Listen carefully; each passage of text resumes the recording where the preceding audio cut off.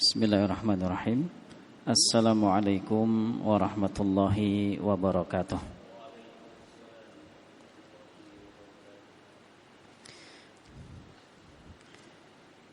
Alhamdulillah, wassalatu wassalamu ala rasulillah wa ala alihi wa ashabihi wa man walah, wala hawla wala quwwata illa billah.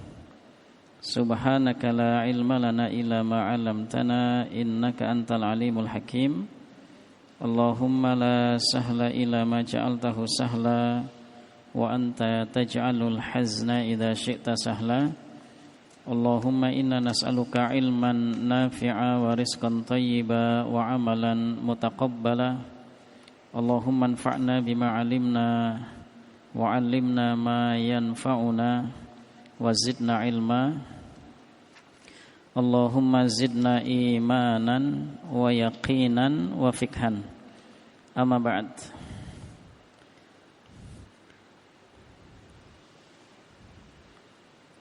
Jamaah sekalian rahimani wa rahimakumullah, kita bersyukur kepada Allah atas segala karunia nikmat yang telah Allah anugerahkan kepada kita, terutama nikmat iman yang semoga kita istiqamah di atasnya dan semoga kita diwafatkan dalam keadaan husnul khatimah di atas keimanan. Amin ya rabbal alamin. Jamaah sekalian, ketika kita ditanya apakah kita ingin bahagia, maka tentunya kita menjawab pastilah ingin, ya, ingin bahagia. Kemudian indikator dari kebahagiaan itu apa? Nah, itu yang insya Allah akan kita coba kaji pada sore hari ini. Disebutkan oleh Al-Imam Ibnul Qayyim Al-Jauziyah rahimahullah, ada 3 tanda kebahagiaan seorang hamba. Ada 3 tanda kebahagiaan seorang hamba. Jamaah sekalian rahimani wa rahimakumullah. Poin yang pertama yang menjadi pembahasan kita adalah bahwa setiap kita tidak lepas dari 3 hal. Dalam hidup ini kita tidak lepas dari 3 hal. 3 hal tersebut adalah kita mendapatkan nikmat, dan yang kedua kita mendapatkan ujian atau musibah, dan yang ketiga adalah kita terperosok ke dalam perbuatan dosa atau berbuat kesalahan. Nah, 3 hal ini tidak bisa lepas dari kehidupan kita. Suatu ketika Allah berikan nikmat, di saat yang lain atau bahkan beriringan dengan kenikmatan tersebut Allah sertakan ada musibah dan juga kita potensi untuk berbuat kesalahan, ya. Maka sesuai dengan namanya, sumiyal insan likasroti al khata wan nisyan. Disebut manusia karena banyaknya berbuat salah dan lupa, ya. Kalau enggak salah ya lupa, ya. Baik, jamaah sekalian rahimani wa rahimakumullah, kita akan coba rinci. Jadi poin yang pertama tadi adalah 3 hal yang tidak bisa lepas dari kehidupan kita. Yang pertama mendapatkan nikmat, nikmat nggak bisa lah kita hitung ya, baik yang zahir maupun yang batin. Ya, yang zahir banyak sekali ya, di dalam tubuh kita saja yang ada pada tubuh kita banyak sekali itu. Apalagi yang batin yang tidak bisa kita lihat. Kemudian ketika yang kedua adalah mendapatkan musibah. Kita tadi mendapat nikmat, mendapat musibah, dan yang ketiga adalah berbuat salah atau dosa. Baik, itu poin yang pertama ya. 3 hal yang tidak bisa lepas dari setiap manusia ya.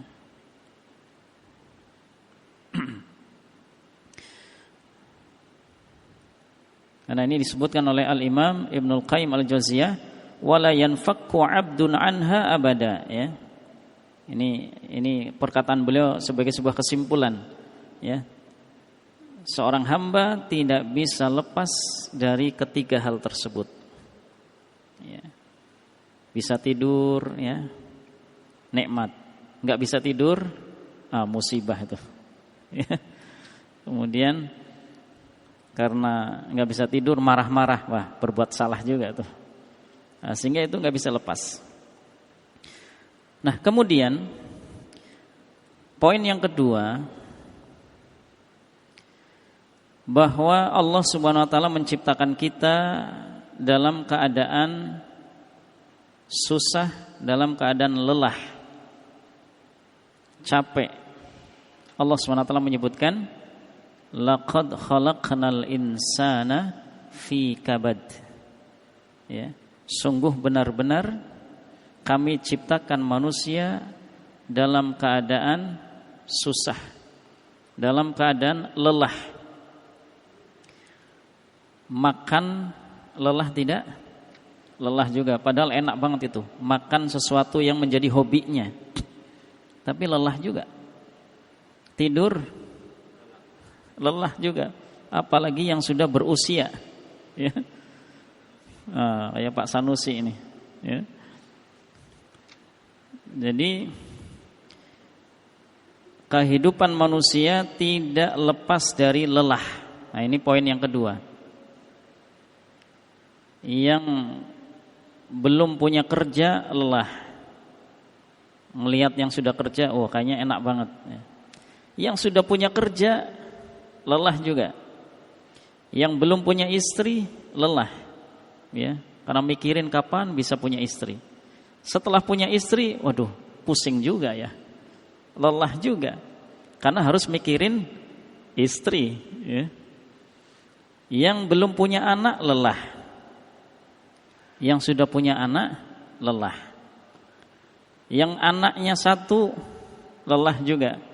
Ya.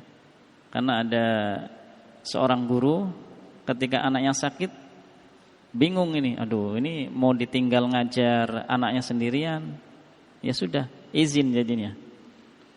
Yang punya anak belerot banyak, ya lelah juga. Yang satu minta ini, satunya beda lagi, dan seterusnya. Jadi banyak variabelnya.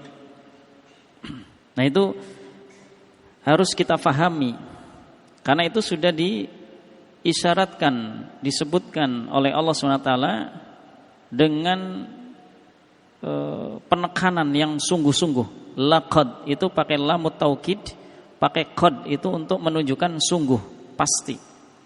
Ya, sehingga setiap manusia itu lelah. Bahkan kalau kita runtut, kita lihat tafsir, itu disebutkan dari janin pun sudah lelah. Ya. Sebelum jadi janin itu sperma, berjuta-juta sperma, Allah takdirkan satu yang berhasil, yang lainnya tidak berhasil. Jadi udah lelah itu ya. Belum lagi untuk mempertahankan janin, usia sampai 3 bulan masih usia muda, sehingga ketika terkena goncangan-goncangan yang dahsyat bisa jatuh lagi.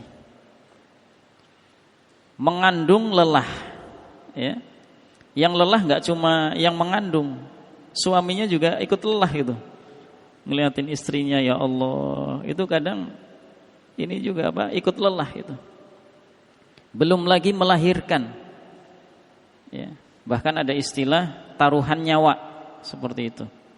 Nah, ini poin yang kedua, yaitu Allah ciptakan manusia itu dalam keadaan lelah.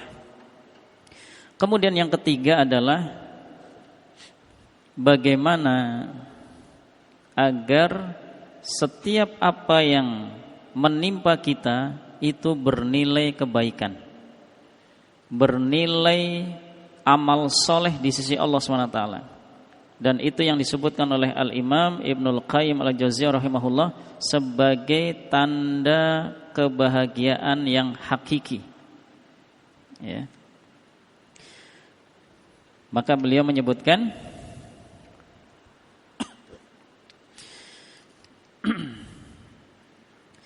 fa inna hadhil umur ats-tsalatsah hiya unwanu sa'adatil 'abdi. Ini kesimpulan beliau. Ya. Jadi 3 hal yang tidak bisa terlepas tadi adalah dapat nikmat, dapat musibah, dan potensi berbuat salah. Bagaimana ketika mendapat nikmat? Maka ketika hamba mendapat nikmat adalah sikap yang muncul bersyukur. Kemudian ketika hamba mendapatkan musibah, maka sikap yang muncul adalah bersabar.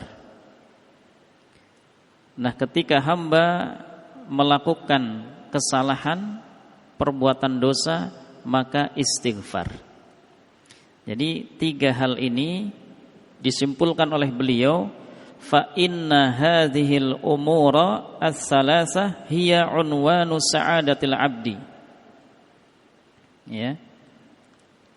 Maka sungguh ketiga perkara tadi, ya, ketika dapat nikmat bersyukur, ketika mendapatkan musibah bersabar, ketika berbuat dosa segera istighfar, mohon ampun kepada Allah. Ketiga hal tersebut adalah menjadi tanda kebahagiaan seorang hamba. Dan itu adalah kebahagiaan yang hakiki. Ya. Ketika kita bisa bersyukur dengan nikmat yang Allah berikan, itu sangat membuat hati tenang. Ya. Kita bisa bersyukur itu sangat membuat hati tenang. Ya. Karena ketika tidak bersyukur akan terus dirongrong dengan keinginan-keinginan. Maka digambarkan oleh Rasulullah SAW ketika seseorang diberikan satu lembah, ya, emas, ya, pasti dia akan menginginkan lembah yang lain. Ya, tidak ada cukupnya. Ya, tidak ada cukupnya. Nah, merasa cukup dengan apa yang Allah berikan itu adalah salah satu unsur dalam syukur. Baik, kemudian disebutkan oleh beliau rahimahullah, syukur itu ada 3 rukunnya. Ya, syukur itu ada tiga rukun. Ya. Yang pertama adalah al-i'tirafu biha batinan. Syukur itu rukun yang pertama adalah adanya pengakuan dalam diri, dalam hati, bahwa setiap nikmat itu semata datang dari Allah. Bapak bisa duduk ngaji begini, ini Masya Allah, ini nikmat yang besar. Ya, nikmat yang besar. Ya. Karena di situ banyak sekali nikmat Allah yang terakumulasi di situ. Bapak bisa duduk dengan baik, bisa bernafas, bisa fokus dalam mengaji, ya, hatinya tenang, konsentrasi, itu kenikmatan yang besar. Ya. Karena ada yang sama-sama sehat bisa jadi terhalang dari amal soleh. Malah sehatnya untuk hal-hal yang tidak diridhoi oleh Allah Subhanahu wa taala.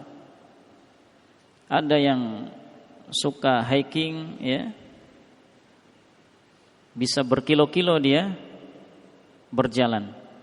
Tapi untuk jalan menuju ke masjid yang hanya 100 meter, 200 meter berat sekali. Nah itu termasuk apa?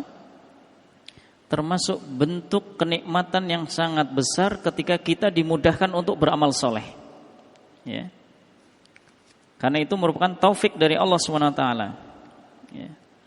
Baik, itu yang pertama ya.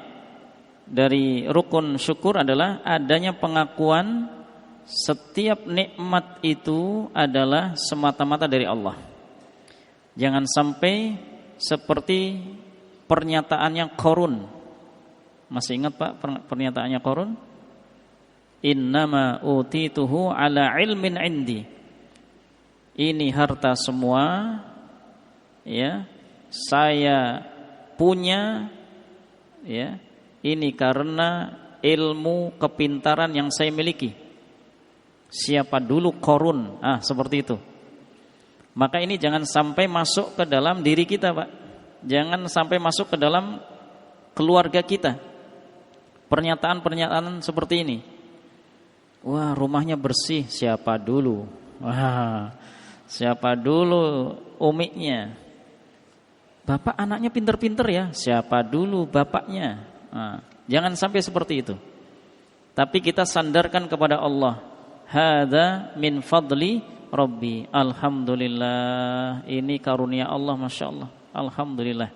Ya, ini karunia dari Allah. Ya, jadi kenikmatan itu disandarkan kepada Allah. Ya. Maka Nabi Ayub alaihissalam itu beliau ketika diuji sakit sampai dengan belasan tahun, beliau diriwayatkan masih terus mengucapkan pujian kepada Allah. Itu dalam kondisi ujian yang bertumpuk-tumpuk.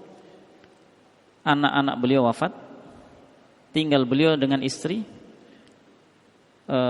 pertanian, peternakan habis, ludes, ya, dan beliau sakit belasan tahun. Ya, yang sakitnya itu adalah tiupan dari syaitan. Beliau diabadikan perkataan beliau ya di dalam Al-Qur'an, anni massaniya syaitanu binusbin wa adab. Ya, sungguh hanya saja telah menimpaku syaitan, ya, massaniya, jadi meniupkan, ya, meniupkan syaitan itu binus bin wa'adab, sehingga terkenalah penyakit, ya. Beliau terkena penyakit dan kesusahan, ya, seperti azab itu, ya. Jadi di antara riwayat menyebutkan itu beliau kayak semacam bisul, ya. Bisul ketika keluar cairan baunya tidak enak, ya, baunya busuk, ya.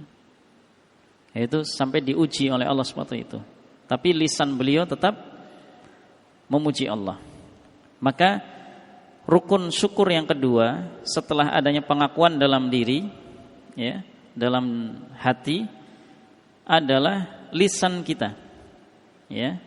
Yaitu yang kedua adalah wattahaddusu biha zahiran, yaitu diungkapkan. Alhamdulillah.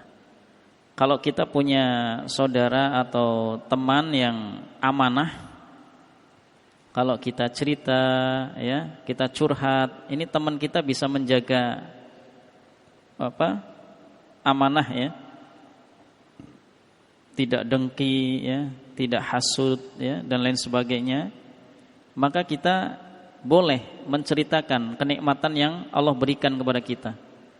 Ya, misalkan kita baru punya rumah, ya, alhamdulillah Mas, ya, Allah berikan kenikmatan yang besar. Kami sudah punya rumah sendiri, alhamdulillah. Berkat doa antum juga, ya, masya Allah, ya. Nah, kalau teman yang baik akan mendoakan, ya, akan memberikan nasihat-nasihat yang baik. Karena disebutkan dalam kata bijak, sadiquka man sadaqaka la man saddaqaka. Teman sejati bagi Anda itu teman yang mau jujur. Ya, kalau kita benar, kita didukung, Pak, didoakan kemudahan-kemudahan, didoakan keberkahan. Kalau kita salah, teman itu mau nasihati, Mas, enggak boleh begitu, ya. Yang boleh seperti ini. Jadi, la man saddaqaka, bukan teman yang menjerumuskan. Ya. Jadi kita salah pun ayo mantap ya, lanjutin. Ya. Jadi tidak menjerumuskan. Maka dalam hadis disebutkan al-mu'min mir'atu akhihil mu'min. Seorang mukmin itu menjadi cermin bagi mukmin yang lain. Ya, bagi saudaranya. Sehingga cermin itu ya perlu cermin yang jujur, tidak gelembung, tidak juga cekung, ya. Kalau yang cekung ya biasanya suka membuli, ya. Punya teman tapi suka mau ngebuli gitu, ya. Kalau cembung ya suka lebay. Kita biasa aja tapi ditinggi-tinggikan, ya. Ada maunya biasanya, ya. Maka teman yang baik itu adalah teman yang disebutkan oleh Al-Imam Asy-Syafi'i rahimahullah, teman yang mengajak kepada ketaatan. Ya. Beliau menyampaikan, idza kana laka shadiqun yu'inuka 'ala tha'ah fashudda yadayka bih. Apabila Anda memiliki teman itu terus ngajak kepada ketaatan kepada Allah, ngajak untuk taat kepada Allah, maka pegang erat-erat itu. Walaupun jauh tempatnya, terus komunikasi. Dari komunikasi itu kadang ada nasihat-nasihat yang bermanfaat seperti itu. Bahkan cuma sekedar salam, assalamualaikum, itu kadang sudah jadi cas itu, masya Allah, ya.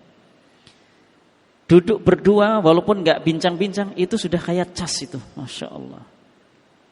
Maka Al-Imam Al-Hasanul Basri rahimahullah menyebutkan, istaghfiru minal asdiqa'il mu'minin fa inna lahum syafa'atan yaumal qiyamah. Perbanyaklah teman-teman yang beriman, karena teman yang beriman itu nanti akan memberikan syafaat di akhirat. Bahkan dalam hadis riwayat Muslim diantaranya itu teman yang tadinya bareng-bareng masuk neraka, sebagainya sudah masuk surga. Nah, yang sudah masuk surga ini berusaha berdoa kepada Allah. Ya, dalam hadis itu disebutkan, Rabbana kanu yasumuna ma'ana wa yusalluna wa yahujun. Ya Allah, dulu mereka yang masih di neraka, ya Allah, mereka bersama-sama kami berpuasa, mereka bersama-sama kami sholat, bahkan haji bersama kami, ya Allah. Maka Allah dengan pengaduan seperti itu, dengan penuh rahmatnya, Allah memerintahkan kepada orang-orang tersebut, akhriju man araftum. Siapa saja yang kalian kenal, keluarkan semuanya. Masya Allah. Itu pentingnya teman yang beriman, ya. Baik. Dan teman yang beriman itu termasuk nikmat yang besar, ya. Nikmat yang besar, ya. Baik, itu rukun syukur yang kedua, yaitu kita ucapkan alhamdulillah, ya, alhamdulillah, ya. Segala puji hanya milik Allah Subhanahu wa taala. Ya, anak kita dipuji, ya alhamdulillah, masya Allah, tabarakallah, ya. Kemudian yang ketiga, rukun syukur yang ketiga adalah wa tasrifuha fi mardati mauliha, ya, yaitu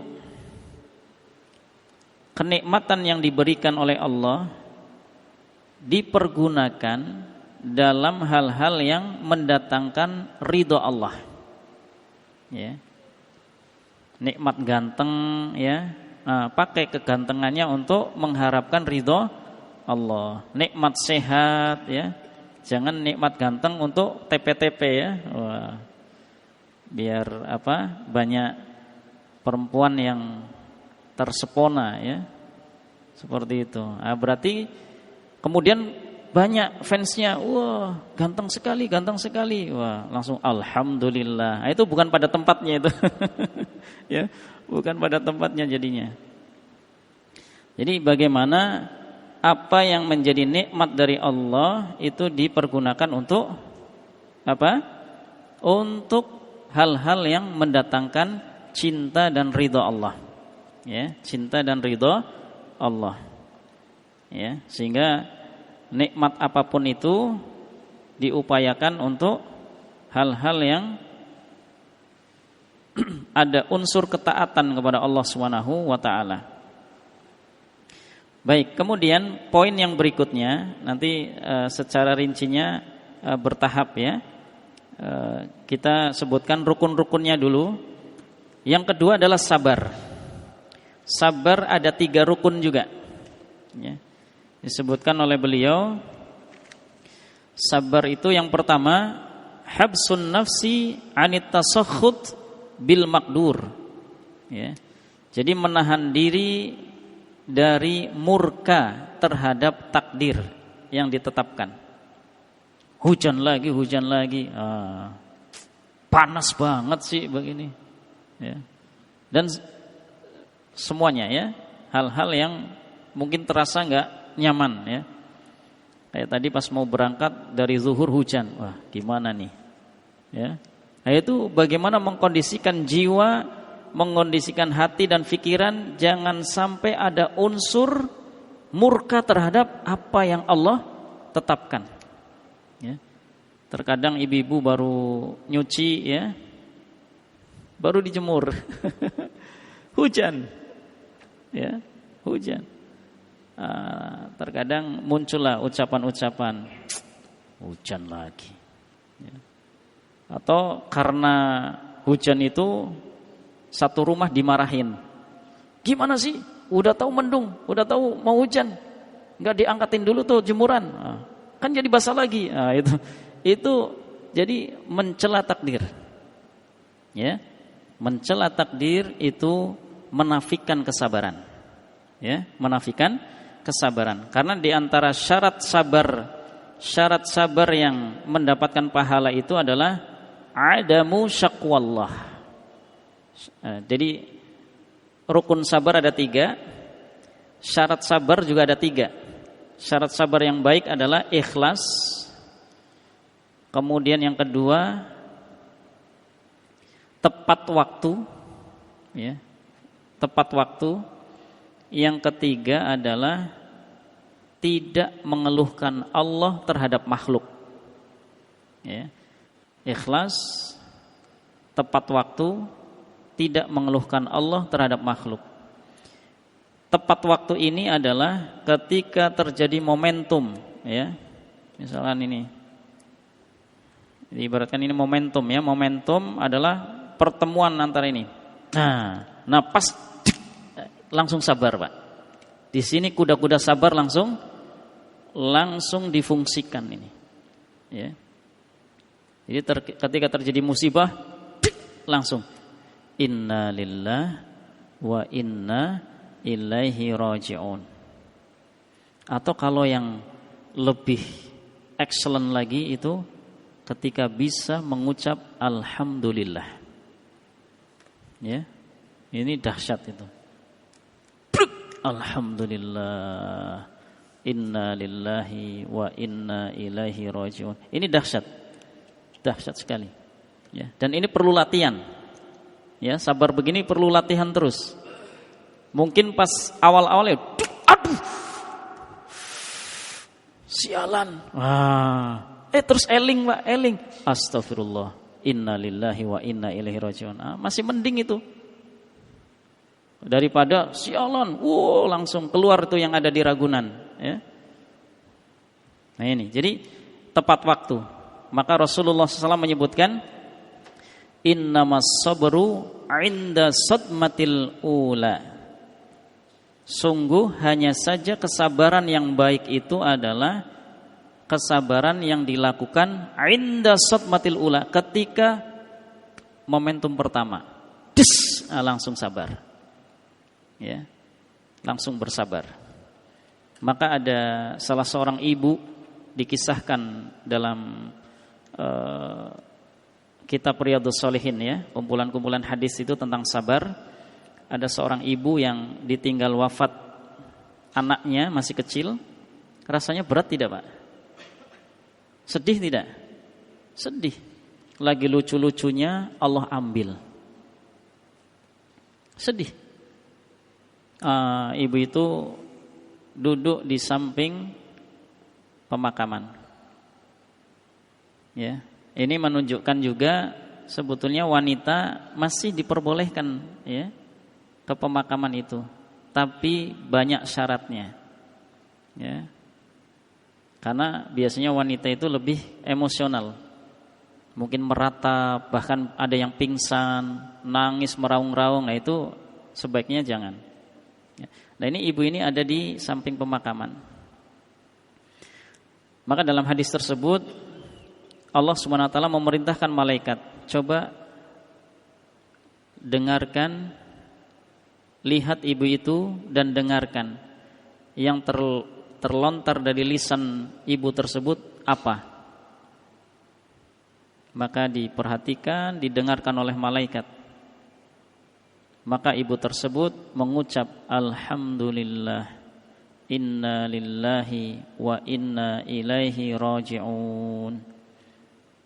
Dilaporkan kepada Allah, ya Allah, hambamu memujimu, kemudian mengucap istirja. Istirja itu inna lillahi wa inna ilaihi raji'un. Maka apa perintah Allah kepada malaikat? Ibni laha baitan fil jannah yusamma baital hamdi.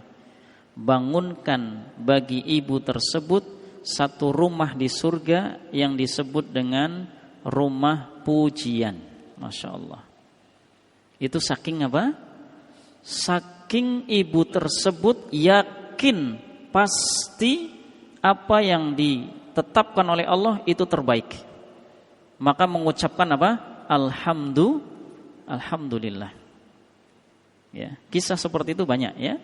Seperti kisah Abu Kilabah, kisah seorang tabi'in yang bernama Urwah ketika ditinggal wafat putranya ya. Beliau sedang berkunjung ke khalifah, putranya melihat kudanya khalifah, kemudian kudanya menghentakkan kaki depannya dan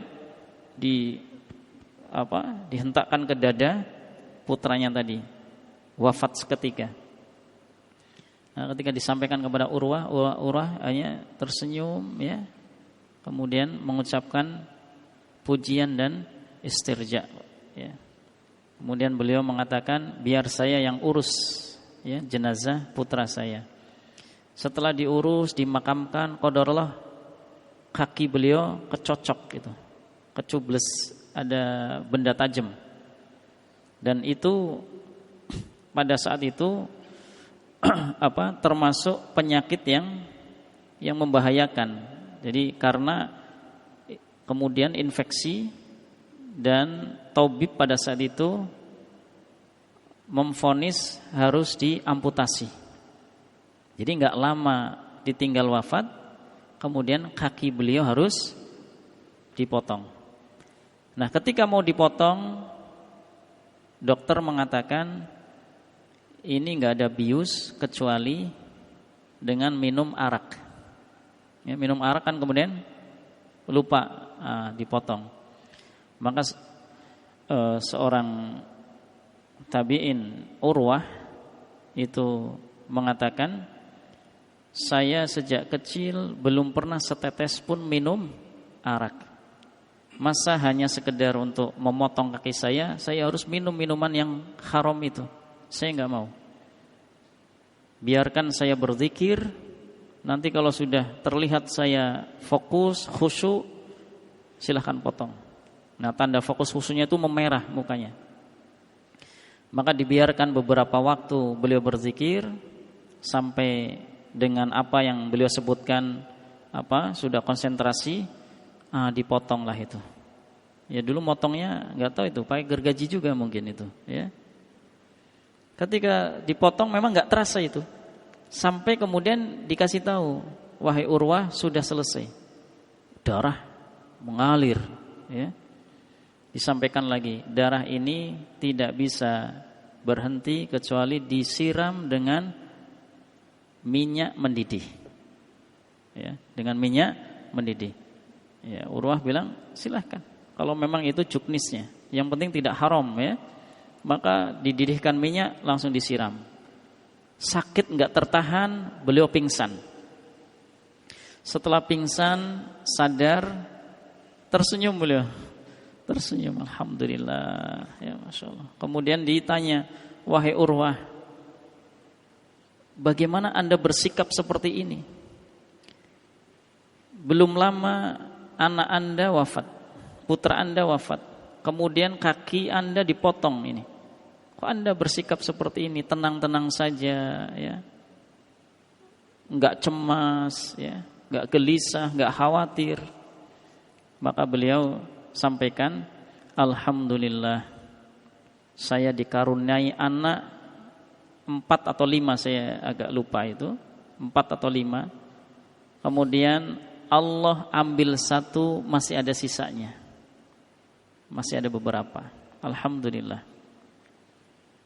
Kemudian Allah anugerahkan saya kaki 2. Sekarang Allah ambil 1. Alhamdulillah masih ada 1.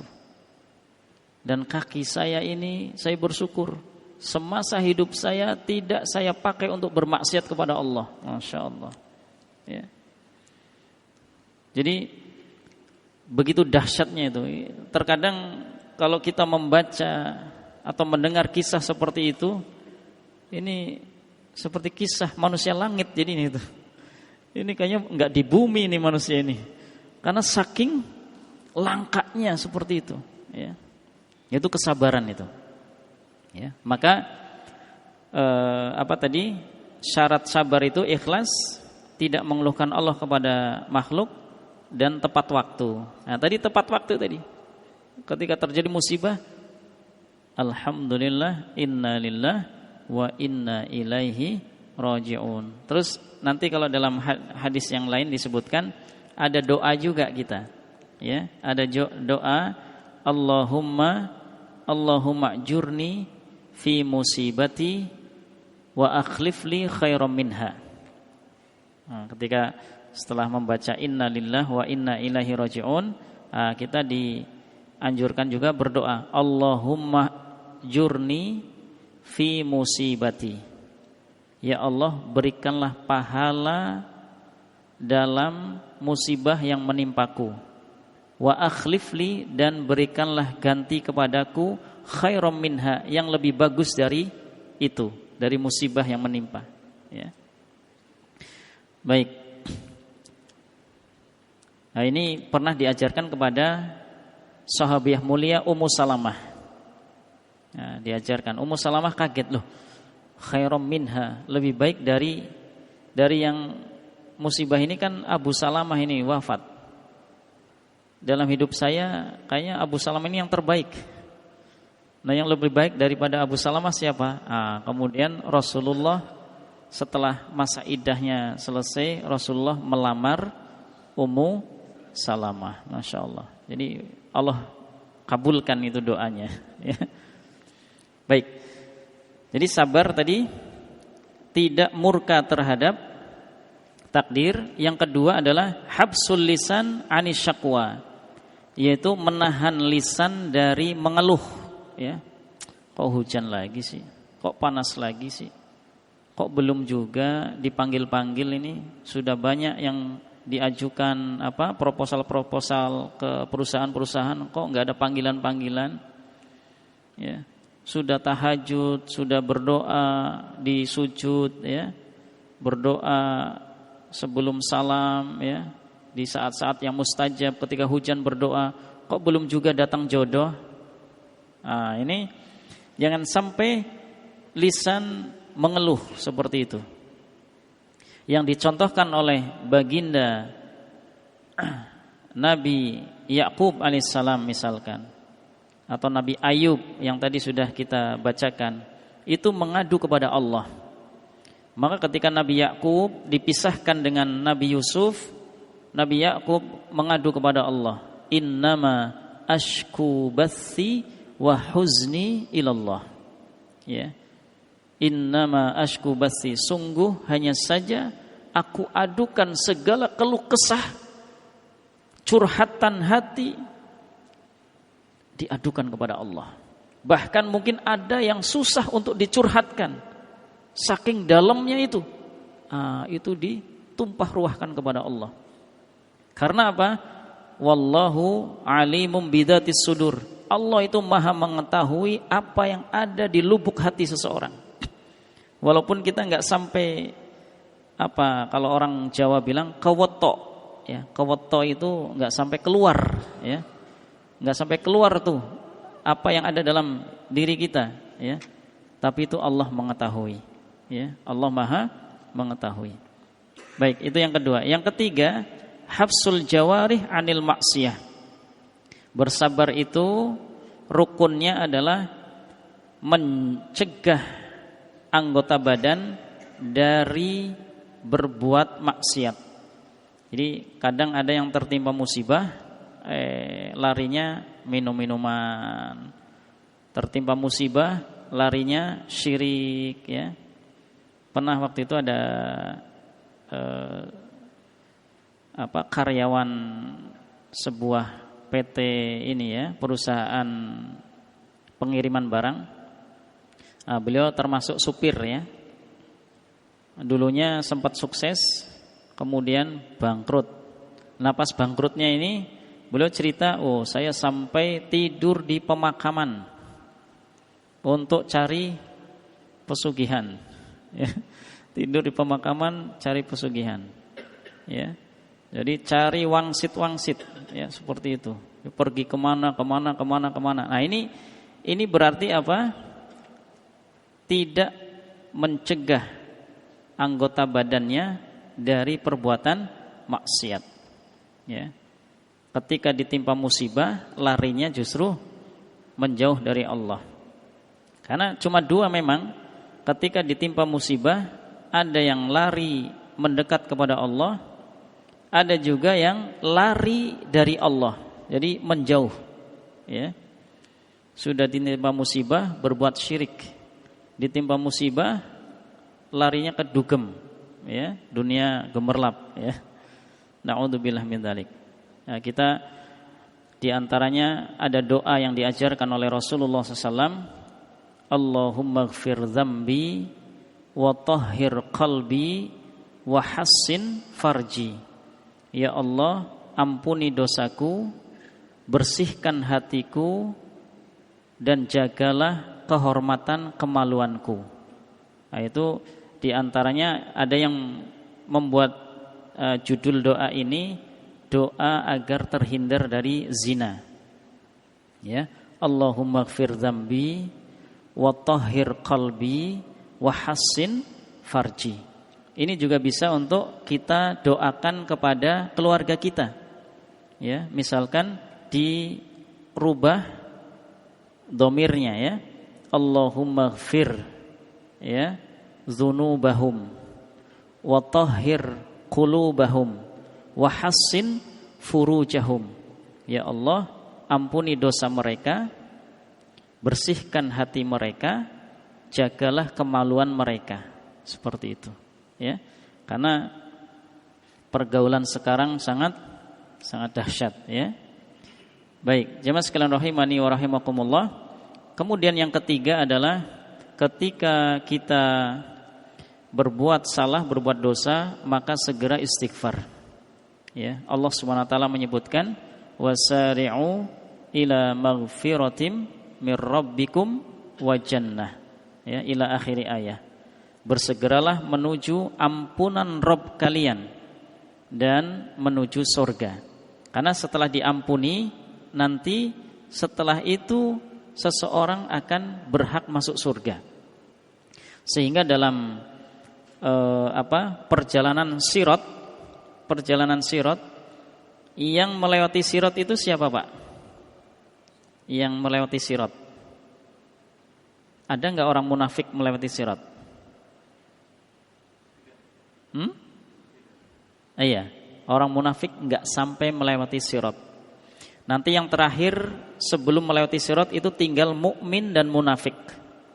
Munafik sebelum di jembatan sirat itu cahaya mereka padam. Dan disitulah terjadi zulmah, yaitu kegelapan yang dahsyat. Karena api neraka saking panasnya itu berwarna hitam. Sirot yang lebih tipis dari rambut, lebih tajam dari pedang yang paling tajam. Di kanan kiri sirot itu disebutkan ada pengait yang dari besi yang sangat tajam, ya. Sehingga suatu saat bisa menghempas nih yang melewati sirot itu. Kemudian sehingga untuk melewati sirot ini butuh cahaya. Nah, ini orang munafik udah nyemplung duluan ini, karena nggak punya cahaya, nyemplung duluan. Nah, yang nanti melewati sirot ini adalah tinggal orang yang beriman. Ini terbagi menjadi 3. Yang melewati sirot selamat dan tidak luka-luka. Seperti kilat disebutkan, ada yang seperti burung terbang dan seterusnya. Ya, jadi cepat melewatinya dan tidak terkena pengait, tidak luka-luka, selamat tidak luka. Yang kedua, selamat bisa melewat tapi ada luka. Mungkin terkena ya tajamnya sirot itu dan seterusnya. Tapi selamat, alhamdulillah. Ala kulli hal ini masih mending, ini beruntung sekali ya. Jadi enggak sampai nyicipin naudzubillah masuk neraka. Nah, yang ketiga ini masuk neraka. Tapi yang ketiga ini masuk neraka tidak permanen. Tidak permanen. Ya. Nah, ketika masuk neraka ini sesuai dengan kadar dosanya, ya. Maka setelah dosanya ini diampuni, dientas masuk surga. Maka Allah SWT menyebutkan, faman zuhziha 'anil nar wa udkhilal jannah faqad faz. Siapa yang dicempal dari neraka, dimasukkan ke dalam surga, faqad faz. Sungguh orang tersebut adalah orang yang sukses, orang yang beruntung. Seperti itu. Maka setelah diampuni baru masuk surga. Masya Allah. Semoga kita yang termasuk bisa langsung ya, langsung. Maka kita berdoa apa? Doa sapu jagat. Rabbana atina fid dunya hasanah wa fil akhirati hasanah wa qina adzabannar. Kita mohon kebaikan di dunia, kebaikan di akhirat, dan ketika mendapat kebaikan di akhirat tanpa harus masuk neraka, yaitu wa qina adzabannar. Seperti itu. Sudah azan, kita maghrib dulu.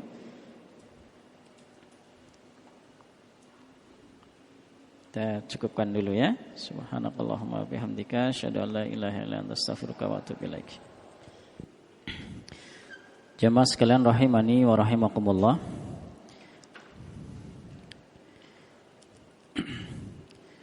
Jadi 3 tanda kebahagiaan seorang hamba itu.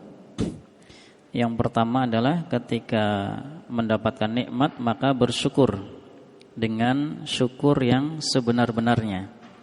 Syukur yang mencakup 3 unsur ya, 3 rukun. Kemudian tanda yang kedua adalah ketika hamba tersebut tertimpa musibah, maka hamba tersebut bersabar dengan kesabaran yang baik, dengan kesabaran yang terpenuhkan rukun-rukunnya.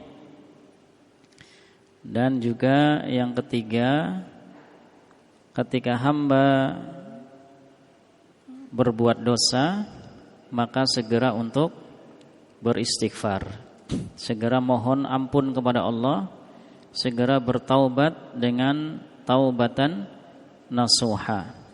Ya ayyuhalladzina amanu tubu ilallahi taubatan nasuha. Wahai orang-orang yang beriman, bertaubatlah kepada Allah dengan taubat nasuha, yaitu taubat yang sebenar-benarnya, menjauhkan diri dari perbuatan maksiat tersebut, berjanji untuk tidak mengulangi lagi, dan juga bertaubat dengan ikhlas ya, dengan ikhlas. Maka ketika kita perhatikan unsur utama dari amaliyah agar seseorang itu mendapatkan kebahagiaan itu adalah amaliyah hati. Syukur, sabar, kemudian bertaubat, istighfar, itu semua tidak lepas dari amaliyah hati. Ya, tidak lepas dari amaliyah hati. Karena disebutkan hati itu sebagai raja. Ya, adapun jawarih, anggota badan itu adalah sebagai pasukannya. Sehingga kesimpulannya adalah ketika hati kita masih ada sensitivitas untuk senantiasa bersyukur, itulah sejatinya kebahagiaan. Ketika kita ditimpa musibah, kemudian hati kita sabar, harus sabar, ya. Kemudian lisannya mengucap inna lillahi wa inna ilaihi raji'un. Kemudian fisiknya tidak dipakai untuk bermaksiat, berarti itu adalah kebahagiaan, ya. Karena apa? Karena ketika kita bersabar, maka Allah akan mencintai kita. Ketika kita bersabar, maka Allah akan membersamai kita. Dan ketika kita bersabar, maka Allah akan persiapkan pahala tanpa batas. Innama yuwaffas sabiruna ajrahum bighairi hisab. Ya, sungguh hanya saja pahala bagi orang yang bersabar akan disempurnakan tanpa batas, ya. Kemudian yang ketiga, ketika seseorang itu berbuat dosa, maka beristighfar, segera bertobat kepada Allah. Mungkin itu sebagai apa yang disampaikan pada kesempatan kali ini. Barangkali nanti ada pertanyaan-pertanyaan yang bisa untuk melengkapi materi kali ini, ya. Monggo, mungkin ada pertanyaan sebelum nanti kita tambahkan beberapa poin. Monggo, silahkan Pak. Yang bisa dijawab, kalau yang belum ya PR nanti. Monggo. Assalamualaikum warahmatullahi wabarakatuh. Waalaikumsalam warahmatullahi wabarakatuh. Tadi ada 3 poin, 3 tanda kebahagiaan seorang hamba. Yaitu yang kedua, ya, poin yang kedua, bisa bersabar ketika ditimpa musibah. Mungkin di sini banyak kalangan kaum muslimin yang mungkin ya bagaimana sabar yang sabar yang bagaimana itu esenya, terkadang kan sabar kayaknya diucapkan di mulut itu sangat biasanya gampang, tapi pada aktualnya ketika kita mendapat musibah itu sangat berat. Betul. Seperti apa sabarnya itu? Terima kasih. Ya. Assalamualaikum warahmatullahi wabarakatuh. Baik. Dalam konsep kesabaran, ya, dalam konsep kesabaran ini sebetulnya ada yang menjadi pekerjaan hati, dan ini masing-masing kita tidak bisa menelisik juga ke relung hati orang lain. Hanya saja kita perhatikan dari gesturnya, dari sikapnya dan lain sebagainya. Maka dari itu, dalam kesabaran itu ada unsur hati, ada unsur lisan, dan juga ada unsur anggota badan. Nah, ini lengkap disebutkan oleh Al-Imam Ibnul Qayyim Al-Jauziyah rahimahullah. Nah, unsur hati tadi berusaha untuk menerima. Menerima di sini sering kita sebut dengan ridho. Ridho itu ada definisi yang sangat bagus, yaitu sururul qalbi bimuril qada. Sururul qalbi bimuril qada. Bahagianya hati dengan pahitnya ketetapan Allah. Bagaimana sepahit apapun ketetapan Allah, itu kita berusaha untuk memposisikan hati dalam keadaan senang, Senang dalam artian apa? Ada keyakinan dalam hati itu setiap apa yang ditakdirkan sepahit apapun itu pasti terbaik. Dan itu pasti ada hikmahnya walaupun pada saat itu belum kita ketahui hikmahnya apa. Maka ada salah satu penjelasan ulama ya, itu menyebutkan begini. Dan ini sebagai salah satu aplikasi juga. Ketika Allah memberikan musibah itu ada tiga kemungkinan. Bahkan tiga-tiganya bisa terjadi. Yang pertama untuk panen pahala. Kalau kita sabar berarti kena musibah, panen pahala. Yang kedua untuk ampunan dosa. Dan yang ketiga ini, itu apa? Kita dipalingkan dari hal-hal yang setelah kita tahu sebetulnya hal itu sangat tidak kita suka. Contoh musibah misalkan seseorang itu ya telat untuk ikut penerbangan, misal ini. Dan ini kan ada contohnya juga terjadi. Ini secara umum gitu. Jadi ada yang telat penerbangan. Itu kan musibah. Bahkan bisa jadi meetingnya juga telat. Mungkin bisnisnya juga bisa jadi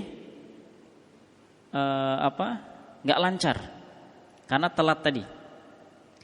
Tapi kemudian setelah beberapa saat ternyata telatnya kita yang kita sebut ini sebagai musibah, ini ternyata adalah hikmahnya Allah ingin memalingkan kita dari sesuatu yang justru akan lebih membuat diri kita sedih atau susah. Contoh, qadarullah pesawatnya kecelakaan, baru Masya Allah, Alhamdulillah ya. Alhamdulillah maksudnya nggak termasuk yang di situ.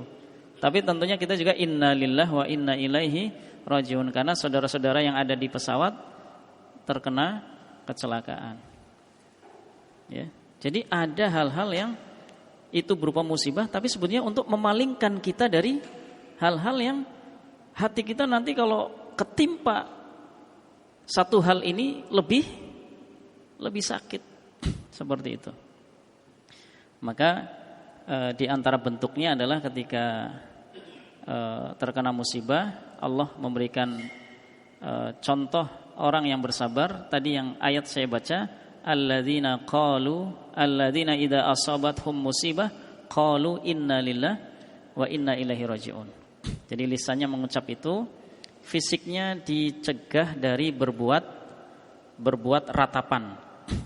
Ya. Mungkin ketika terkena musibah langsung mukul pintu atau banting apa yang ada di tangan. Ya. Kalau ibu-ibu mungkin bisa ini ya, disebutkan itu ini saku ini disobek ya, menjambak-jambak rambut dan seterusnya. Itu bentuk-bentuk ketidaksabaran. Sehingga itulah aplikasi dari kesabaran. Bagaimana kita menahan-nahan itu ya, menahan hal-hal yang bisa merusak kesabaran. Seperti itu. Termasuk ucapan ya.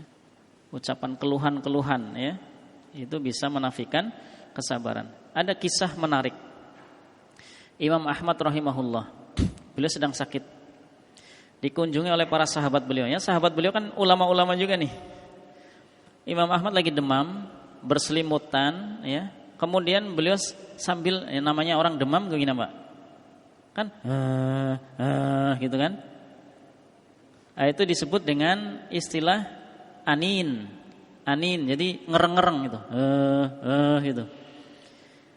Ada salah seorang sahabat beliau kemudian mengingatkan, ya Aba Abdillah, wahai ayahnya Abdullah, saya ingat Imam Tawus pernah menjelaskan terkait firman Allah, ma yalfidhu min qaulin illa ladaihi raqibun atid.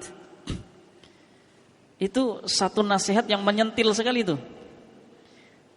ya, ma yalfidhu min qaulin illa ladaihi raqibun atid.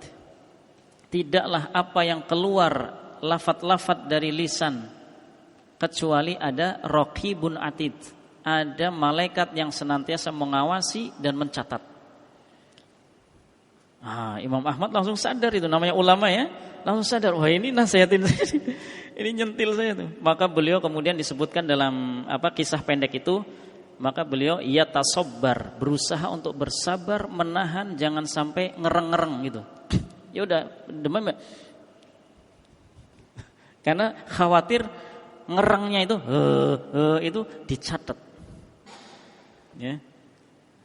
Khawatirnya itu menunjukkan ketidaksabaran. Nah, itu makanya nanti jamaah sekalian ya, kita semua termasuk saya pribadi tentunya ya, ini lebih mengena sekali dalam artian harus berusaha agar kita bersabar. Maka Allah memberikan dua solusi utama. Yang pertama, mencontoh generasi yang telah lalu, yang mereka itu orang-orang bersabar. Maka Allah SWT menyebutkan dalam surah Al-Ahqaf ayat 35, fasbir kama sabara ulul azmi minar rusul, ila akhir ayat.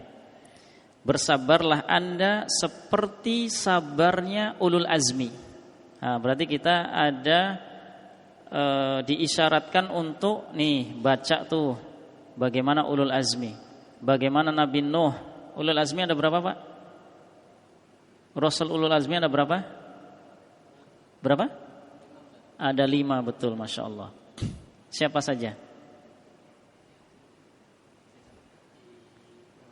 Nabi Ibrahim, Nabi Musa, Nabi Muhammad, Nabi Isa, terus satu lagi Nabi Nuh, betul. Kalau diurut dari yang paling sepuhnya ya Nabi Nuh alaihissalam, Nabi Ibrahim alaihissalam, Nabi Musa alaihissalam, Nabi Isa alaihissalam, Nabi Muhammad sallallahu alaihi wasallam. Ya. Dilihat tuh sirahnya bagaimana. Ya. Kemudian yang kedua itu dalam surah Al-Kahfi. Berarti yang pertama tadi solusinya kita melihat figurnya siapa nih yang bisa kita contoh.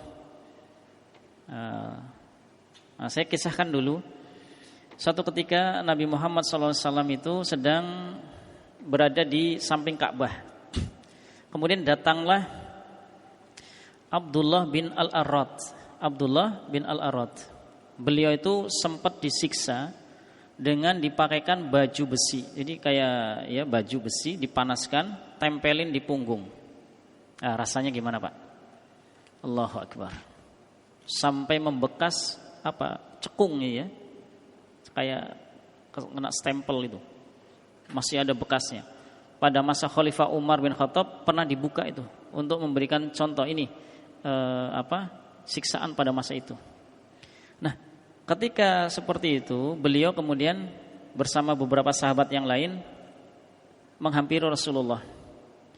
Ya, kemudian beliau berkata kepada Rasulullah SAW, ya Rasulullah, apakah Anda enggak berdoa untuk kami? Apakah Anda enggak berdoa untuk kami? Maksudnya biar menang lah gitu maksudnya. Biar menang, karena kan ini disiksa. Semakin hari semakin dahsyat siksanya. Maka Rasulullah SAW kemudian mengkisahkan bagaimana orang di umat sebelum Nabi Muhammad SAW ketika mempertahankan akidah. Beliau menyebutkan siksaan orang masa itu, ada yang dibunuh hidup-hidup dengan digergaji, dibelah menjadi 2 bagian, dari kepala sampai ke bawah, digergaji hidup-hidup. Maka kemudian sahabat mulia Khabbab bin Al-Arad itu langsung, oh berarti saya belum apa-apanya, ya, belum apa-apanya, ya, karena ada yang lebih dahsyat seperti itu. Nah, ini juga sebagai sarana kita untuk menjadikan hati kita itu lebih ringan gitu. Oh ternyata ada yang lebih susah. Bapak sekarang bisa ngaji duduk begini, Masya Allah. Belum tentu yang ada di Sumatera sekarang yang sedang kena musibah bisa duduk. Oh ya alhamdulillah, kita masih bisa ngaji, makan dengan ngajinya sambil medang lagi ya, masya Allah ya. Lah di sana boro-boro medang masih apa? Nungguin bantuan, aksesnya belum juga terhubung dan seterusnya. Ya. Baik, kemudian yang kedua solusi dari Allah SWT adalah dalam surah Al-Kahfi, ya. Kalau tidak salah itu ayat ke-27 atau 28. Allah SWT menyebutkan wasbir nafsaka ma'al ladzina yad'una rabbahum bil ghadati wal ashyi yuriduna wajhah. Ya, ila akhiri ayat. Di situ poin intinya adalah tadi kita yang pertama diminta untuk memperhatikan, menjadikan figur orang-orang terdahulu yang bersabar. Nah sekarang yang kedua adalah kita bersabar bersama dengan teman. Karena bersabar itu butuh teman, Pak. Jadi ketika Bapak itu berusaha bersabar, ya, itu ketika sendirian terkadang kena hembusan angin sedikit langsung ya, langsung goyah lagi. Tapi ketika ada teman di samping, kemudian memberikan motivasi, memberikan nasihat, wah jadi tegak lagi. Ya, yang tadinya udah geser begini, tegakin lagi. Ya, itulah tadi pentingnya teman yang soleh, teman yang soleh, teman yang mau membantu untuk taat kepada Allah. Karena sabar itu ada tiga aspek. Sabar di atas ketaatan, sabar meninggalkan maksiat, sabar ketika mensikapi musibah, yaitu kita senantiasa ridho. Ya, jadi sabar untuk taat, sabar meninggalkan maksiat, dan sabar ketika mendapatkan musibah lah. Simpelnya seperti itu. Nah, yang kita bahas sekarang ini lebih ke sabar ketika tertimpa musibah. Nah, ketika tertimpa musibah, kita berusaha untuk terus taat kepada Allah dan menghindarkan maksiat, seperti itu. Jadi ketika kita kena musibah, kok kita masih sholat, itu bersyukur, Pak. Alhamdulillah, musibah bertubi-tubi tapi masih bisa sholat. Walaupun sholatnya mungkin masih ada rasa kalut, kepikiran dengan musibah yang menimpa, itu enggak masalah. Karena itu proses. Rasulullah SAW, Pak, ketika beliau memangku cucu beliau dari ibunda Zainab. Jadi putri beliau yang sepuh ya, yang paling tua itu Zainab. Punya anak laki-laki masih bayi, sakit. Kemudian ibunda Zainab ini minta Rasulullah datang. Pertama kali Rasulullah belum bisa datang. Kemudian diminta lagi dengan bersumpah, demi Allah Rasulullah suruh hadir ke sini, biar datang ke sini. Karena ibunda Zainab sudah gelisah. Ini kondisi anaknya sudah dalam kondisi genting. Maka ketika mendengar itu Rasulullah segera hadir bersama dengan beberapa sahabat. Dipangkulah cucu beliau. Di pangkuan itulah cucu beliau mengalami sakaratul maut. Bagaimana jiwa seorang kakek, di pangkuannya itu ada cucu yang sedang menjelang wafat. Maka deraslah mengalir air mata beliau. Kemudian dada beliau disebutkan dalam hadis itu bergemuruh. Gimana, Pak? Orang yang saking sedihnya itu gimana? Dadanya itu sesenggukan seperti itu. Maka kemudian ada salah seorang sahabat bertanya kepada Rasulullah, "Ma hadza ya Rasulullah? Ma hadza ya Rasulullah? Ini apa ya Rasulullah? Kok Anda nangis sejadi-jadinya begini? Ini apa ya Rasulullah?" Maka apa jawab Rasulullah SAW? "Hadza rahmatun mir Rabbi." Ini adalah rahmat dari Allah. Bagaimana seorang kakek sayang kepada cucunya wafat di pangkuannya, gak masalah menangis. Karena jiwanya otomatis kan yang tadinya penuh 100%, ada misalkan 10%-nya hilang, jadi kosong. Nah, untuk menjadikan jiwa itu utuh lagi perlu waktu. Jadi sedih seperti itu normal. Ya, boleh, makanya menangis seperti itu. Dan coba menangisnya kira-kira netes enggak ke jenazah cucu beliau? Menetes tidak? Menetes. Ya. Sehingga sebetulnya ketika ketika ada keluarga nangis tetesannya ke jenazah itu tidak masalah. Yang masalah itu adalah meratap. Ya. Bapak udah meninggal duluan, saya belum selesai kuliah, Pak, gitu. Itu meratap. Ya.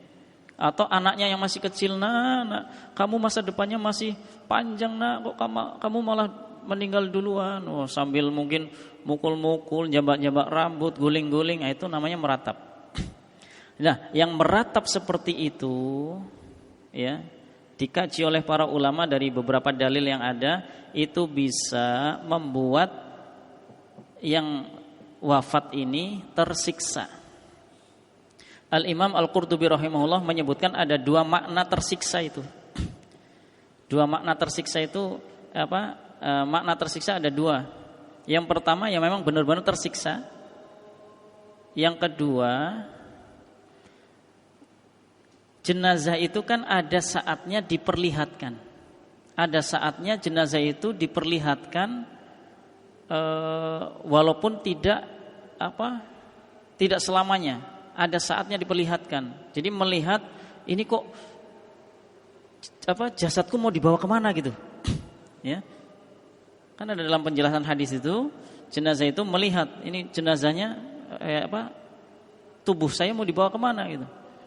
Nah, ketika seperti itu, kok ketika melihat ada keluarga-keluarganya yang sedih, menangis, meratap, jadi ikut sedih itu maksudnya.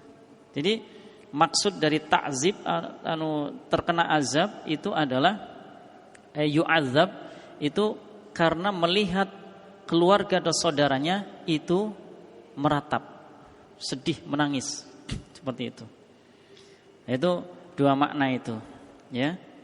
Sehingga jemaah sekalian rahimani wa rahimakumullah, dalam bersabar ya kita butuh teman, Pak. Kalau temannya sabar, Masya Allah, sabar, nanti dikasih motivasi, ya. Ada salah seorang guru meninggal, putranya masih kecil, baru lahir berapa hari wafat. Teman yang baik kasih nasihat, kasih hadis motivasi. Jadi seorang ibu yang ditinggal wafat anaknya, nanti anaknya sudah menunggu nanti di pintu surga. Dan anak itu enggak mau masuk ke dalam surga kecuali menggandeng kedua tangan orang tuanya. Masya Allah. Jadi bersabar, jangan sampai mengeluh, ya, jangan sampai mengeluh. Termasuk yang sedang sakit kanker, sakit yang sampai menyebabkan kematian, itu bisa mendapatkan derajat sebagaimana orang yang meninggal syahid. Kanker perut apalagi, ya, karena yang meninggal karena sakit perut, ya, itu bisa mendapatkan keutamaan seperti meninggal syahid, walaupun tidak sebagaimana syahid yang di medan pertempuran. Coba kanker, Pak, rasanya kan nggak karu-karuan itu, ya. Saya pernah meruqyah beberapa kasus yang terkena kanker itu ngelihatnya ya Allah, duduk ya salah, berbaring ya salah, ya. Rasanya itu enggak nyaman gitu. Sekujur tubuhnya sudah merasakan enggak nyaman. Bahkan ada yang sudah berbaring saja, obatnya pun obat yang ada unsur morfin atau apa itu, ya. Jadi hanya untuk meredakan rasa sakit itu. Masya Allah, ketika bersabar, Masya Allah. Bahkan diantara hadis tentang kesabaran yang lain, ketika seseorang diuji dengan diambil kedua matanya, mungkin dari kecil sudah nggak bisa melihat, atau pas usia tertentu kemudian tidak bisa melihat, ya, maka Allah SWT awadtuhuma al-jannah. Allah ganti kedua hal yang sangat dicintai oleh manusia itu, yaitu kedua mata itu, dengan surga. Maka itu pentingnya sabar di situ. Jangan sampai sabarnya lewat. Ada seorang manten barulah, kemudian dikarunia anak yang kedua. Nah, anak kedua ini qadarullah di usia 7 bulan sakit, dan ketika akan dibawa ke rumah sakit di perjalanan wafat. Nah, suami istri itu alhamdulillah duduknya berdampingan. Di samping sebelahnya ini ada tetangga, ibu-ibu, anaknya dipangku oleh istri, kemudian kakinya dipangku oleh tetangga tadi. Di perjalanan tetangga itu tiba-tiba udah nggak ada ini, udah wafat ini, karena dingin, langsung dingin, nggak ada pergerakan, nggak ada respon. Nah, suaminya langsung bilang ke istrinya, ayo, jangan terlewat kesempatan, ucapkan alhamdulillah, inna lillahi wa inna ilaihi raji'un. Sedih nggak bisa dinafikan, sedih. Tapi bagaimana kuda-kuda kesabaran itu langsung itu, Pak. Ketika terjadi, langsung tuh refleks, tangkis depan, tangkis kanan, tangkis kiri, balik tangkis belakang misalkan, seperti itu. Nah, itu perlu apa? Perlu teman. Loh, kalau temannya nggak sabar, langsung, kamu sih nggak buru-buru ke rumah sakit, ya, jadinya telat ini anak ini. Nggak dulu waktu masih usia berapa bulan nggak diobatin. Tapi kalau teman yang ini sabar, masya Allah, konsepnya konsep akhirat. Semoga jadi tabungan. Maka doanya pun beda, Pak. Doa ketika mensolati anak itu beda. Allahumma ja'alhu lana faratan wa salafan wa zuhran. Ya.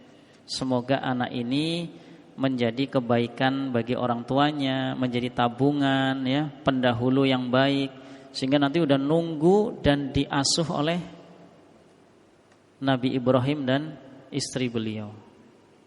Nanti dibalikin lagi tuh, di akhirat balikin lagi ini putranya nih, ya, masya Allah. Baik, demikian Pak. Okay. Ada lagi, monggo.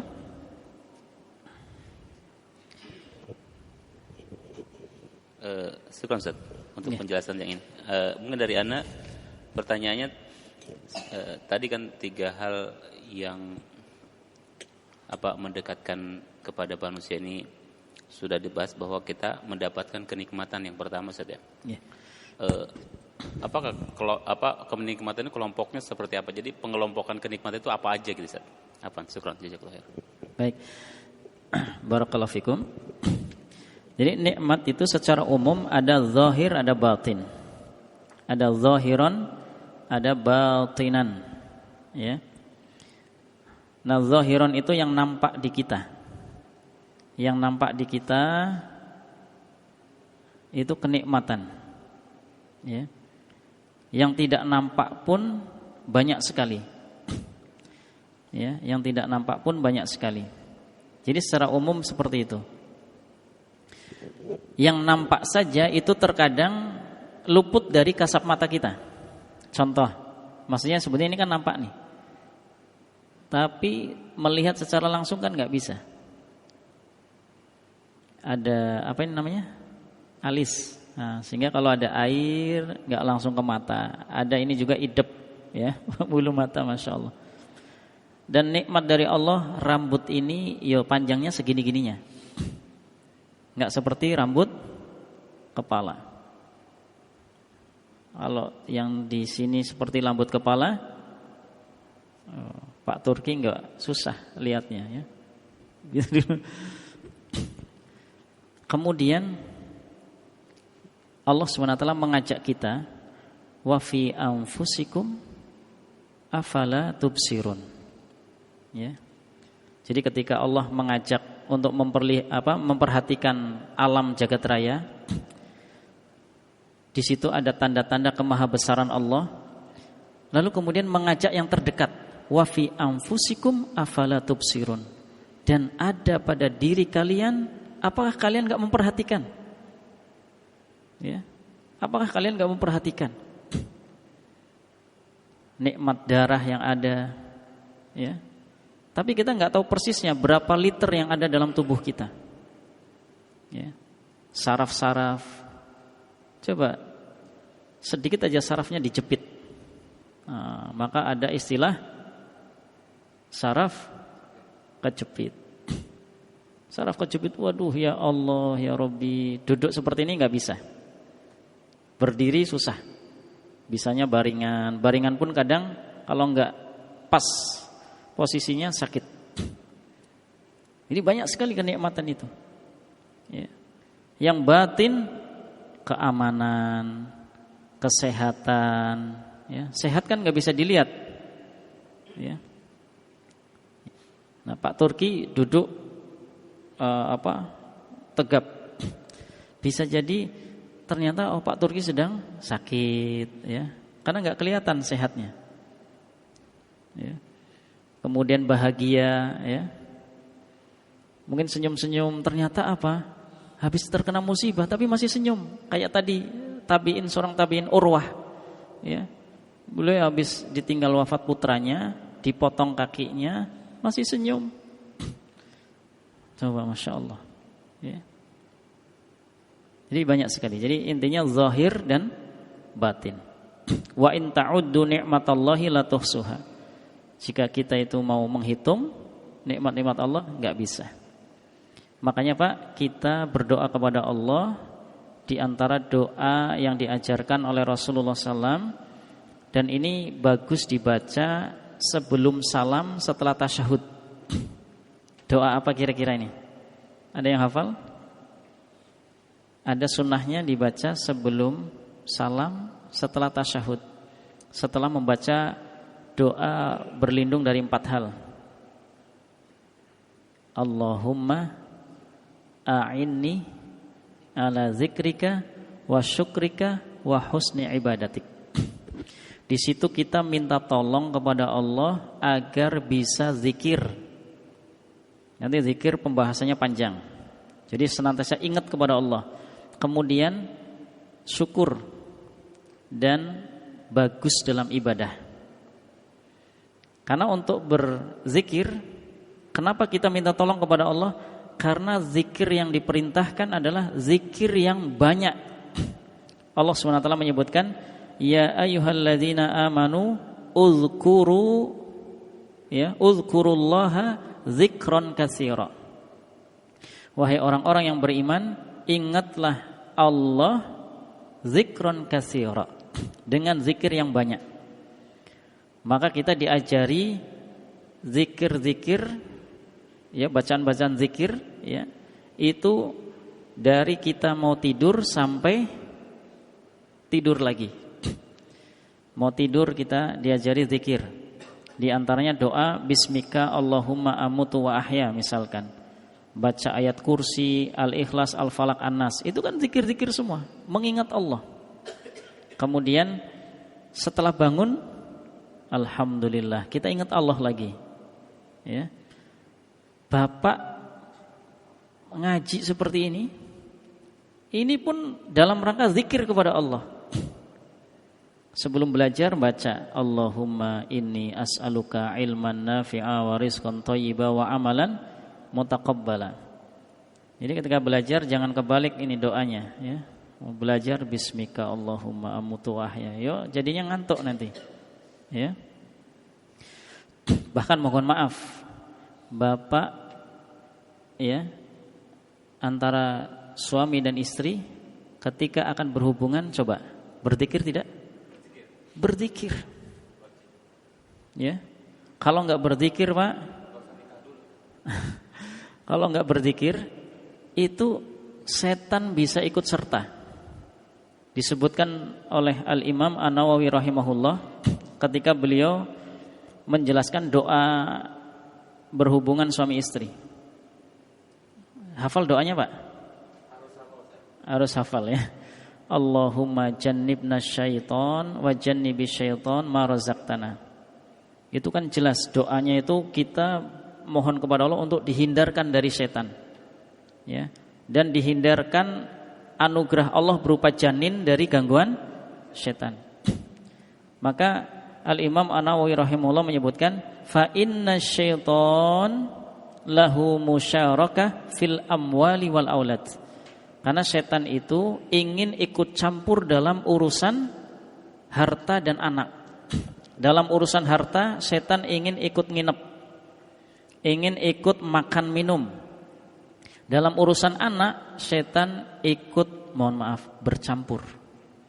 Maka ada istilah di kalangan para ulama ya, di kalangan para ulama itu ada istilah manusia dizinai oleh jin.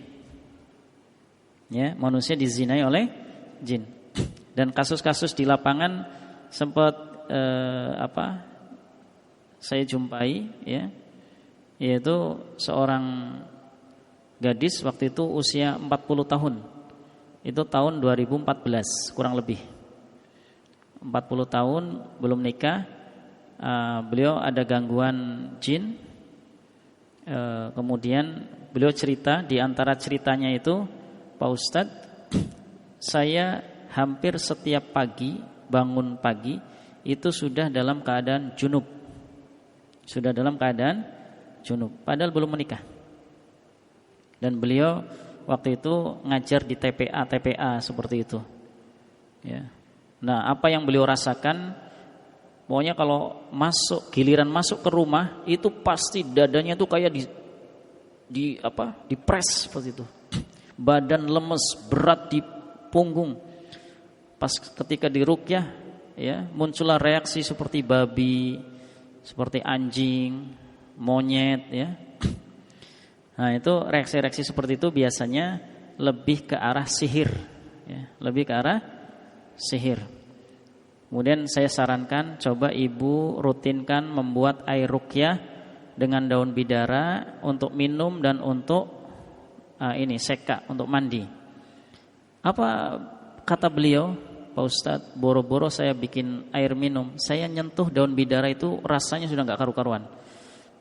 Berarti ini gangguannya itu sudah sangat signifikan sekali. Ya. Nah itu. Jadi jin itu berusaha untuk begitu, ya, mengambil manfaat, ya. Ada kasus yang lain banyak ya. Jadi ada suami yang punya pegangan jimat-jimat. Kemudian ini muncul di mimpi istrinya. Mirip kayak suaminya tapi lebih glowing katanya. Maka kemudian di dalam mimpi itu mengajak berhubungan. Ibu itu waktu di ruqyah bilang, alhamdulillah Pak Ustadz, saya pada saat itu menolak, nggak mau. Ya, saya nggak mau, alhamdulillah. Ya. Ibu itu bilang itu sama seperti wajah suami saya tapi lebih glowing katanya, seperti itu. Nah, suaminya pas ada di situ bilang, wah itu saingan saya berarti. Ya. Nah itu bapak tersebut sebelum nikah pegangannya itu sampai apa Pak? Beliau pas sebelum nikah sempat terjadi kecelakaan. Wah motornya itu udah muter-muter gitu. Dengkul beliau pun lutut itu kena benturan keras tapi nggak lecet sedikit pun. Pas mau nikah beliau datang kepada seseorang yang mengisi, tolong dinonaktifkan dulu, saya mau nikah. Dinonaktifkan dulu. Entah gimana caranya walau alam. Pas habis nikah nggak lama terjadi kecelakaan yang mirip. Beliau jatuh dari motor, lutut kebentur. Saat itulah luka parah. Dalam hati, coba belum dinonaktifkan. Coba belum di-off-kan. Ini dengkul enggak sakit. Nah itu mudorotnya seperti itu. Jadi keyakinannya berpaling ke jimat tadi, ya. Maka itu masuk dalam kesyirikan. Waliyadzubillah. Baik, monggo mungkin ada hal yang perlu didiskusikan lagi, silahkan. Boleh, silahkan. Assalamualaikum warahmatullahi wabarakatuh. Waalaikumsalam warahmatullahi wabarakatuh. Yang ingin saya tanyakan Pak Ustadz tentang wanita ya. Wanita kan kalau dalam hadis Nabi itu banyak penghuni neraka. Yang dia sebabkan yang pertama mungkin di hadis Nabi itu kufur terhadap sistem pemberian suami. Bagaimana kita sebagai seorang suami untuk bisa mendidik istri kita agar tidak kufur terhadap pemberian suami, sehingga kita bisa nanti bertemu di surganya Allah Subhanahu wa taala. Amin. Mungkin itu aja. Assalamualaikum warahmatullahi wabarakatuh. Waalaikumsalam warahmatullahi wabarakatuh. Baik, ini pertanyaan yang Masya Allah ya, dahsyat sekali. Setidaknya ada dua tips yang semoga bisa menjadi aplikasi kita bersama. Yang pertama, kita sabar dan siapkan maaf yang besar. Kita sabar dan siapkan maaf yang besar. Karena nanti dalam kehidupan rumah tangga itu ada 5T paling enggak tuh. Ada 5T, Pak. 5T itu yang pertama ta'aruf, tafahum, tasamuh, tanasuh, ta'awun. Ta'aruf itu saling kenal. Karena bapak waktu pertama kali mengenal istri yang sekarang, dulu kan masih calon, itu bisa jadi baru covernya. Tapi setelah berkeluarga, tahu, oh ternyata begini. Maka harus muncul berikutnya, tafahum, saling memahami. Setelah tafahum muncul berikutnya, ada tasamuh. Tasamuh itu toleransi. Oh ya udah. Itu tadi maaf tadi. Kasih maaf. Kemudian yang keempat ada tanasuh. Seiring memberikan maaf, ada nasihat. Ya, ada nasihat. Ya, bapak lebih tahu kuncinya ibu. Ya, kuncinya istri.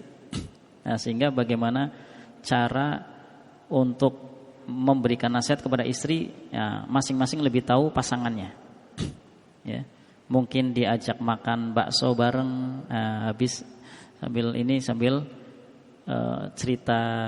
Terkadang nasihat itu enggak mesti langsung materi, tapi apa?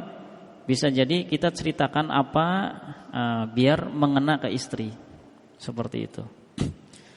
Kemudian yang kelima, ta'awun.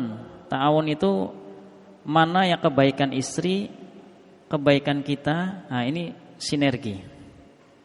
Mana yang kurang, ini saling melengkapi di situ. Itu ta'awun. Jadi 5T tadi, ya. Ta'aruf, tafahum, tasamuh, tanasuh, ta'awun. Kemudian tips yang kedua, tips yang pertama tadi sabar dan banyak maaf. Tips yang kedua adalah beri keteladanan. Beri keteladanan yang baik. Ya. Karena suami itu adalah pimpinan di keluarga. Ya. Kalau istilah sekolah, suami itu kepala sekolahnya. Ya. Suami kepala sekolahnya. Nah, istri ini ya eksekutornya. Ya. Sehingga perlu adanya sosok role model. Nah, siapa role modelnya itu? Suami.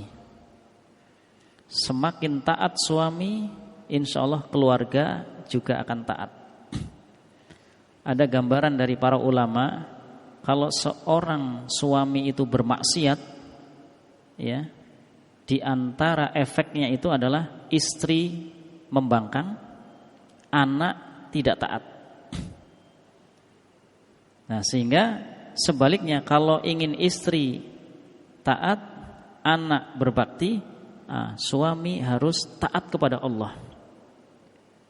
Suami harus taat kepada Allah. Bahkan Al-Imam Asy-Syafi'i rahimahullah menggambarkan itu, kendaraan pun akan susah dikendalikan ketika seseorang itu bermaksiat kepada Allah.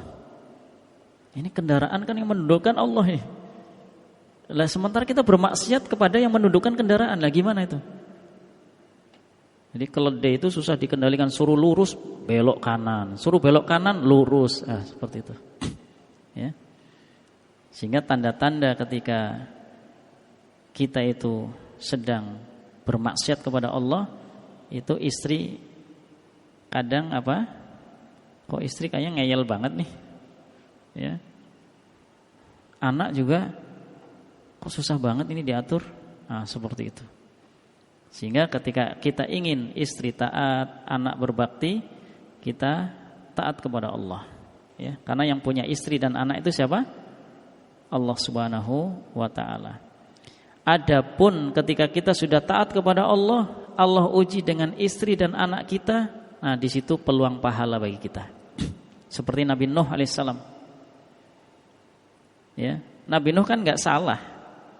Tapi qadarullah Allah berikan ujian istri beliau dan anak beliau yang tidak beriman, seperti itu. Tapi secara global rumusnya adalah kalau kita ingin istri dan anak itu taat kepada kita, yaitu suami, kita harus taat kepada Allah SWT. Demikian. Jadi ada dua tips tadi. Bersabar dan siapkan maaf. Yang kedua, kita jalin ketaatan kepada Allah Subhanahu wa taala. Seperti itu. Barakallahu fikum. Sudah Isya? Belum ya? Monggo. Bagaimana Pak Turki? Masih belum? Baik.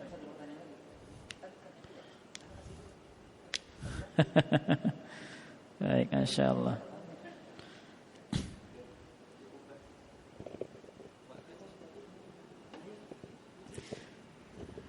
Masyaallah. Saya Assalamualaikum warahmatullahi wabarakatuh. Silahkan. Bagaimana menghadapi kesabaran? Pertama, misalnya dalam dunia kerja kita kayaknya sudah bagus kerjanya menurut penilaian kita, gitu. Beda dengan menurut penilaian orang, gitu ya. Yeah. Ketika dalam dunia kerja menurut kita sudah bagus, tapi hasilnya kurang bagus.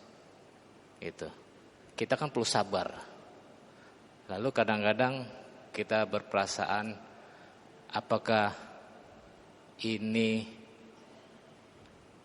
takdir dari Allah, ajab dari Allah dengan jeleknya kondisi kita ini gitu. Ataukah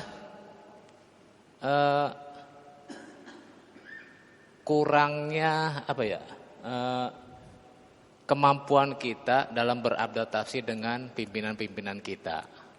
Gitu. Sebenarnya sabar itu kan ada batasnya, Tat. Kalau dalam manusia ya, kalau menurut saya sih ada batasnya, beda dengan nabi gitu ya. Kalau saya sih dengan menghadapi dunia kerja gitu, sabarnya itu ketika kita menerima yang tidak jelek, kita sabar. Tapi ketika bulan berlanjut, akhirnya kita ngegrumel tuh. Yeah. Kemarin saya dinilai sama dia jelek banget, mudah-mudahan. Akhirnya banyaklah sumpah serapah yang dari kita gitu kan. Padahal orang yang teraniaya itu sumpahnya kan mustajab, Tat. Kalau dibalikin lagi, Tat ya. Bagaimana dengan kondisi ini, Tat? Dari saya itu aja. Makasih. Assalamualaikum warahmatullahi wabarakatuh. Baik. Itu soalnya banyak banget itu. Baik. Ya. Ada satu pernyataan Al-Imam Asy-Syafi'i rahimahullah yang bagus sekali. Jadi kurang lebihnya ridhon nas ghayatun la tudrak. Keridhaan manusia itu satu cita-cita yang la tudrak, bisa jadi tidak bisa kita capai. Ya. Jadi mencari ridho manusia itu bisa jadi hal-hal yang mustahil. Sangat tipis kemungkinan. Karena manusia itu punya karakter akan mencoba mencari hal-hal yang kurang. Kan di situ. Apalagi kalau sifatnya menjadi supervisor atau apa yang melakukan penilaian ya. Pasti cari mana yang yang perlu diperbaiki. Selagi itu masih dalam prosedur-prosedur yang ditetapkan, maka sikap utama yang perlu kita kedepankan adalah kita bersyukur. Karena Imam Malik rahimahullah ketika ada kabar, ada berita yang menyampaikan bahwa ada yang benci kepada beliau bersyukur. Ya. Karena ketika ada yang benci, insyaallah Allah juga masih tetapkan ada yang suka. Seperti itu. Sehingga ketika ada penilaian-penilaian dari orang lain terkait dengan kekurangan-kekurangan kita, maka selagi itu memang ada pada diri kita, kita bersyukur. Cuman ini susah. Ya, ini sangat susah. Karena kita juga punya potensi untuk mempertahankan harga diri, ya, seperti itu. Nah, ini yang perlu dilatih. Yang perlu dilatih sebagaimana ketika Ibnu Abbas radhiyallahu an itu dicela ya, dijelek-jelekan, maka orang itu didatangi oleh beliau, kemudian ditanya dengan baik-baik, Anda ada butuh apa dengan saya? Mungkin ada yang bisa dibantu. Ya. Jadi terkadang dengan balasan-balasan yang baik, keburukan yang tadinya sudah ditimpakan itu akan luluh. Ya. Maka Allah SWT menyebutkan idfa' billati hiya ahsan. Balaslah keburukan orang dengan sesuatu yang baik. Maka Asy-Syaikh As-Sa'di rahimahullah menyebutkan ini ihsan yang istimewa. Ihsan yang istimewa itu apa? Bagaimana kita bisa membalas keburukan orang lain dengan kebaikan. Seperti itu. Jadi doakan kebaikan. Semoga Allah berikan hidayah, berikan taufik. Masya Allah. Walaupun itu susah. Makanya berteman dengan Pak Turki, berteman dengan teman-teman yang sabar, insya Allah jadi sabar. Baik, sudah azan ya. Insya Allah kita cukupkan. Semoga bermanfaat. Yang benar datangnya dari Allah dan yang salah dari kebodohan saya dan dari syaitan. Semoga Allah mengampuni kita semua. Subhanakallahumma bihamdika asyhadu an la ilaha illa anta astaghfiruka wa atubu ilaik. Assalamualaikum warahmatullahi wabarakatuh.